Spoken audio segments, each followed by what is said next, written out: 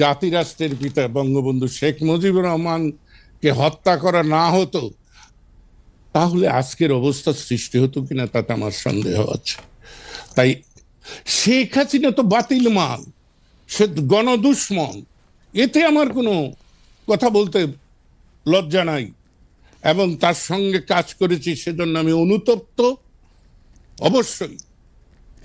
কিন্তু আমি ইতিহাস তো স্বীকার করব না, আমি ইতিহাসকে বিকৃত করব না। অনেকেই তো আওয়ামী লীগ করেছেন।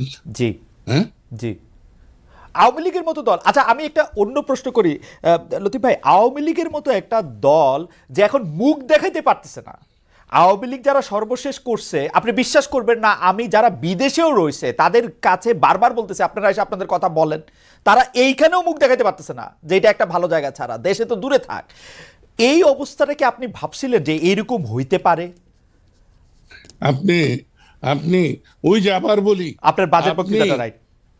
না না, বাজেট বক্তৃতা না, 16 সালে যখন আমি পদত্যাগ করি সেই বক্তৃতাটাতেও আমি এই কথা বলেছিলাম।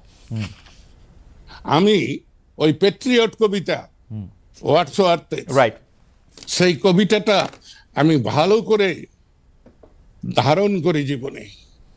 তাই বিজয়ী বীর দেশপ্রেমিক ফুলের মালা নিয়ে আসে, যদি ব্যর্থ হয়, জনস্বার্থ বিরোধী কাজে লিপ্ত হয়, তাহলে জুতার মালা দিয়ে যেতে হয়। রাইট। আমি কালকে শেখ হাসিনাকে সমর্থন করেছি বলেই আজকে করব এ কথা তো আমি বলছি না। কিন্তু আপনি যেটা বললেন যে মুখ দেখায় কি করে, আপনি এখনো জানেন না এই বাংলাদেশে আওয়ামী লীগের এমন সমর্থক আছে তারা এখনো শেখ হাসিনাকে নিয়ে স্বপ্ন দেখে, যারা আমাকে ভয় দেখায় যে আপনি যে শেখ হাসিনার বিরুদ্ধে বলেন ভবিষ্যৎ কি হব। আমি যে 87 বছরের একজন বৃদ্ধের ভবিষ্যৎ আর কত। Absolutely, absolutely. আচ্ছা, জনাব লতিফ সিদ্দিকী, আপনি দীর্ঘকাল ধরে শেখ পরিবারকে জানেন, চেনেন, আপনার সাথে মানে আপনার সাথে আওয়ামী লীগেরও একটা নিবিড় সম্পর্ক রয়েছে। আপনি আমাকে বলেন তো, যেই লিডার কোনো রকম কোনো আগের থেকে পরের থেকে কিছু না বলে দেশের তার যারা সাপোর্টার তাদেরকে বিপদে ফেলে, শুধুমাত্র উনি যাদেরকে তাদের পরিবারের অংশ মনে করেন তাদেরকে হিন্ট দিয়ে, শেখ তাপসকে আগে চলে যেতে বলছেন, তার আত্মীয় স্বজনটা আগে চলে যেতে বলছেন, শেখ রেহানার বিয়ার আগে চলে গেছেন, উনি চলে গেছেন, তাকে নিয়ে আর মানে ভাবনাটা কি, আর মানে এটা কারণটা কি? আমার তো মনে হয় আওয়ামী লীগের থেকে দাবি তোলা উচিত শেখ হাসিনার শাস্তির ব্যাপারে। আপনি এটাতে কিভাবে দেখেন? মানে এটা কিরকম, এটা একটা উল্টা কথা হইতেছে না যে আপনি তাকে নিয়ে স্বপ্ন দেখতেছে আওয়ামী লীগের লোকজন? তিনি তো সব জানতেন। আপনার মনে আছে কালো কাপড়, কালো শাড়ি পরে তিনি বোধহয় জুলাই মাসের 20 না 21 তারিখে একটা বক্তৃতা করলেন। হ্যাঁ, আমি সেদিনই ধরে নিয়েছি। আর আরো একটা কথা বলি, পাকিস্তানে বলুন আর বাংলাদেশে বলুন, যতবার জরুরি আইন জারি হয়েছে তখনই দেখা গেছে সরকারের পতন হয়েছে। আপনি হিসাব করে দেখেন, 69-এর গণ আন্দোলনে যেদিন জরুরি আইন জারি হয়েছে তার 15 দিনের মধ্যে আইয়ুবের পতন হয়েছে। জিয়া নিহত হয়ে সম্মানের সঙ্গে গেছেন। এরশাদ জরুরি আইনের 21 দিন পরে তিনি ক্ষমতাচ্যুত হয়েছেন। খালেদা জিয়া জরুরি আইন ঘোষণার কয়দিন পরে গেছেন আমার খেয়াল নাই। তো উনি 20 জুলাই জরুরি আইন জারি করেছেন, 5ই আগস্ট চলে গিয়েছেন। ওকে, ওকে, ইয়া লতিফ ভাই, আমি আমি আমি আমি আপনাকে অন্য প্রশ্ন আমার কিউ করা আছে, কিন্তু দর্শকদের একটা প্রশ্ন আপনাকে একটু যদি একটু আপনি জবাব দেন, সেটা হলো যে আপনি আওয়ামী লীগের ভবিষ্যৎ কি দেখেন, খুব সংক্ষেপে যদি একটু বলেন যে একটা আওয়ামী লীগের ভবিষ্যৎ কি আসলে। এ ব্যাপারে আমার স্পষ্ট অভিমত। মুসলিম লীগের ভবিষ্যৎ যা হয়েছে, মুসলিম লীগ পাকিস্তানের স্রষ্টা বলে দাবিদার, ভারত রাষ্ট্রের প্রতিষ্ঠাতা বলে কংগ্রেস দাবিদার। কংগ্রেসের আজকে যে অবস্থা হয়েছে, তাই বাংলাদেশ প্রতিষ্ঠার দাবিদার আওয়ামী লীগের একই ভবিষ্যৎ, কারণ তার প্রয়োজন ফুরিয়ে গিয়েছে। ওকে, যেমন আমার কিন্তু প্রয়োজন ফুরিয়ে গিয়েছে। আমি যতই চেষ্টা করি, 50 বছর বয়সে যা পেরেছি আজকে তা পারবো না। আমাকে নতুনদেরকে জায়গা ছেড়ে দিতে হবে। ওকে, আমি একটু সামারাইজ করি আমাদের দর্শকদের জন্য, correct me if I am wrong mister Siddiqui, যে আওয়ামী লীগের ভবিষ্যৎ মুসলিম লীগের মতোই আপনি দেখছেন, কারণ এটা হচ্ছে যে মুসলিম লীগ পাকিস্তান প্রতিষ্ঠা করলো এবং আওয়ামী লীগ বাংলাদেশ প্রতিষ্ঠার সঙ্গে জড়িত থাকলো, তার প্রয়োজন এখন ফুরিয়ে গেছে এবং নতুনদের কাছে জায়গা ছেড়ে দিতে হবে। আপনি কি আর কোনো কিছু যোগ করবেন এইটার সঙ্গে? কারণ এটা একটা স্পেসিফিক প্রশ্ন অনেকের, আপনি যদি আর কোনো কিছু যোগ করেন ভবিষ্যৎ। যোগটা হলো, সময়ের দাবিতে আওয়ামী লীগের প্রয়োজন নাই, তারপরেও আওয়ামী লীগ যে দুর্নীতি, দুরাচার, গুম, হত্যা, বিনা বিচারে মানুষকে অত্যাচার করেছে, বাক স্বাধীনতা হরণ করেছিল, এটা তো তাদের একটা পাপ।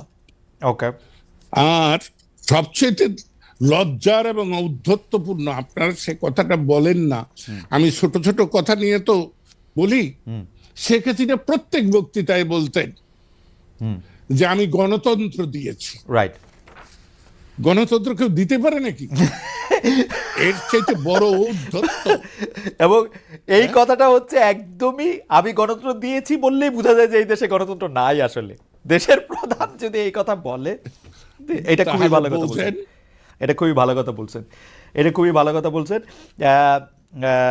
আমি জনাব লতিফ সিদ্দিকী, আপনি আসবেন এবং সেই সময় আমরা একটু দর্শকদের কাছে জানতে চেয়েছিলাম যে দর্শক একটা জরিপ, যে বাংলাদেশে ধর্মনিরপেক্ষতার বিরোধিতা হলে ভারতের মুসলমানেরা ঝুঁকিতে পড়ে, অধ্যাপক আনু মোহাম্মদের এমন বক্তব্য সমর্থন করেন কিনা। শতকরা 41% দর্শক এটার সাথে সমর্থন পোষণ করেছেন, 59% না ভোট দিয়েছেন, 41,000 দর্শক ভোট দিয়েছেন। জনাব লতিফ সিদ্দিকী, আপনাকে একটা প্রশ্ন করতেই হচ্ছে, কারণ আপনি জানেন যে আপনার বিরুদ্ধে দেশে অন্তত 20টা মামলা হয়েছিল যুক্তরাষ্ট্রে আপনার বক্তব্যের প্রেক্ষিতে। টোটাল 154টা। আচ্ছা, আমি 20টার খোঁজ পেয়েছিলাম।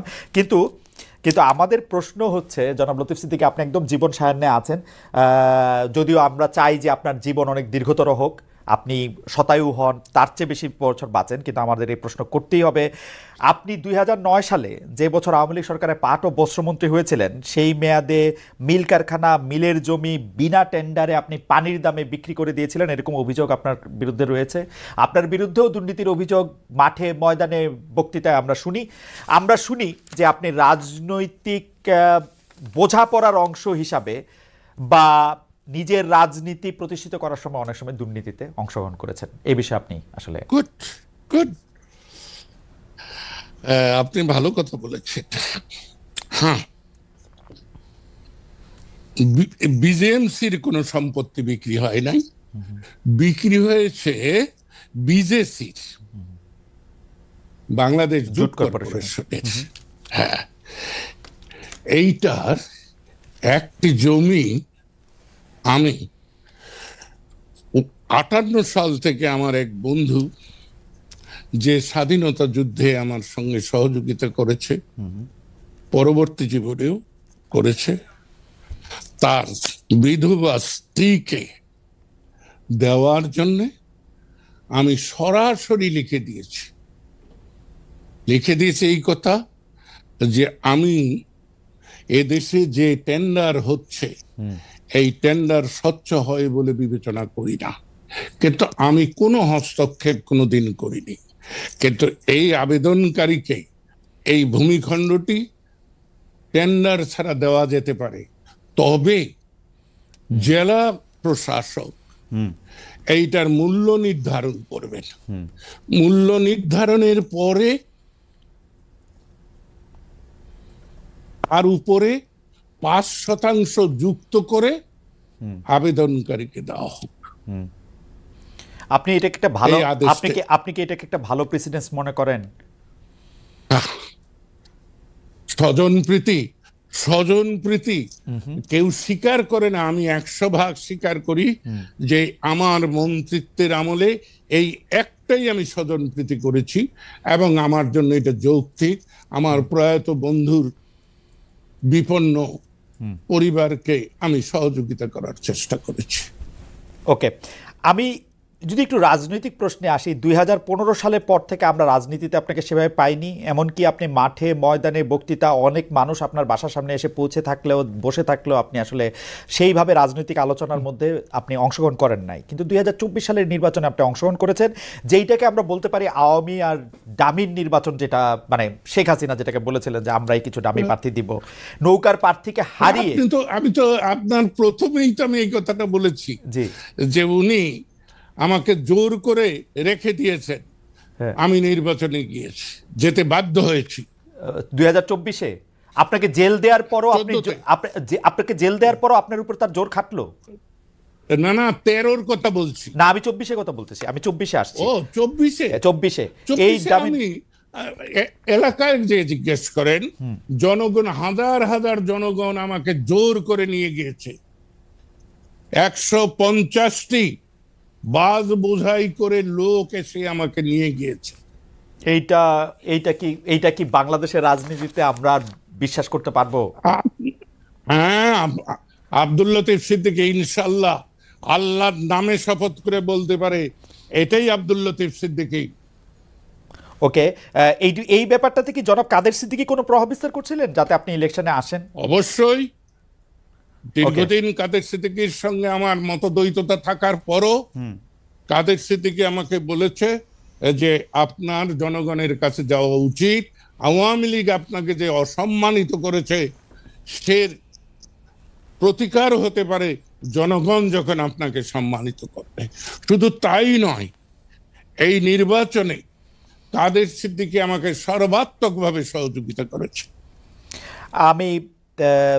আমি একটা বাক্য বলি জনাব সিদ্দিকী, যে আমরা এই বাক্যটা 2024-এ মানে 2024-এর ডিসেম্বর থেকে যখন শেখ হাসিনা বললেন যে আমরাই একটা প্রার্থী দাঁড়া করাবো, তার মধ্যে থেকে আর কেউ যাতে এরকম না বলতে পারে যে প্রার্থী ছাড়া এরকম ইলেকশন হয়েছে, সেইটার পরে তো সেই সময় অভিযোগটা হচ্ছে এরকম, ক্ষমতার প্রভাব খাটিয়ে শেখ হাসিনা সরকার কাউকে জোর করে, কাউকে আর্থিক সুবিধা বা অন্য সুবিধা দিয়ে, প্রলোভন দেখিয়ে নির্বাচনে আনে।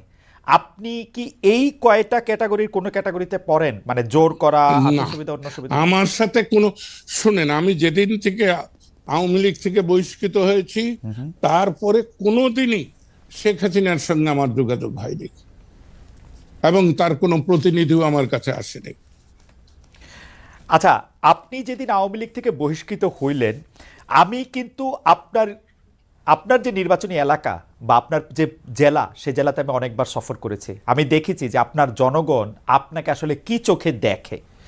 এই রকম একটা ওভারওয়েলমিং জনপ্রিয়তা থাকা সত্ত্বেও আপনি কেন একটা স্পষ্ট অবস্থান নিয়ে জনগণের কথা চাই? আমি খুব ভালো করে জানি, correct me if I am রং, আপনার উঠানে এসে প্রতিদিন লোকজন বসে থাকতো আপনারই এলাকার সাবেক এমপির বিভিন্ন দুর্বৃত্তপনা, দুর্নীতি, অন্যায়, অত্যাচারের কথা আর কোথাও বলতে না পারে আপনার কাছে বলতে। আপনি কোনো সময় তাদেরকে দেখা দিয়েছেন, কোনো সময় দেখা দেন নাই, কিন্তু আপনি কেন ওই সময় একটা অবস্থান নিলেন না? আমাদের ইতিহাসের জন্য আপনি বিব্রত হয়েন না, আমাদের ইতিহাসের জন্য বিষয়গুলি জানা দরকার। মানে কেন লতিফ সিদ্দিকীও অবস্থান নেয় না? মানে আমি বিব্রতও হই না, বিড়ম্বিতও হই না। আমি, আপনার কি মনে আছে, আমি 18 সালেও প্রার্থী হয়েছিলাম, এবং 18 সালে প্রার্থী হওয়ার পর আপনি বিশ্বাস